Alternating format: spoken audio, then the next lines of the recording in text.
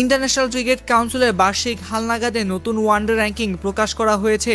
নতুন র্যাঙ্কিংয়ে আগের মতো 84 রেটিং পয়েন্ট নিয়ে 9 পজিশনে আছে বাংলাদেশ। বার্ষিক হালনাগাদে 2025 সালের মে থেকে খেলা ম্যাচগুলোকে 100% এবং আগের 2 বছরের ম্যাচগুলোর ফলাফলকে 50% ধরে পয়েন্ট হিসাব করা হয়েছে।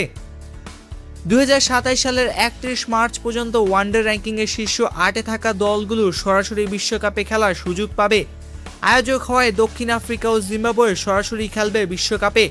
দক্ষিণ আফ্রিকা সেরা 8-এ অবস্থান করায় নবম স্থানে থাকা দলটির জন্য সরাসরি বিশ্বকাপে টিকিট পাওয়ার সুযোগ তৈরি হবে, ফলে নবম স্থানটিও হয়ে উঠেছে অত্যন্ত গুরুত্বপূর্ণ।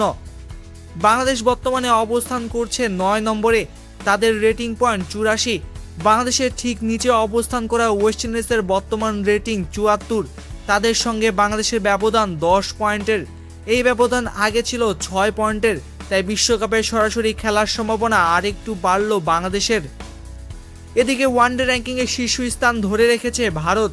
118 রেটিং পয়েন্ট নিয়ে তালিকার শীর্ষে তারা। দ্বিতীয় স্থানে থাকা কিউইদের নামের পাশে 113 পয়েন্ট। তৃতীয় স্থানে রয়েছে অস্ট্রেলিয়া। অস্ট্রেলিয়ার রেটিং পয়েন্ট 109, ফলে শীর্ষ 3-এ নিজেদের অবস্থান অক্ষুণ্ণ রেখেছে তারা।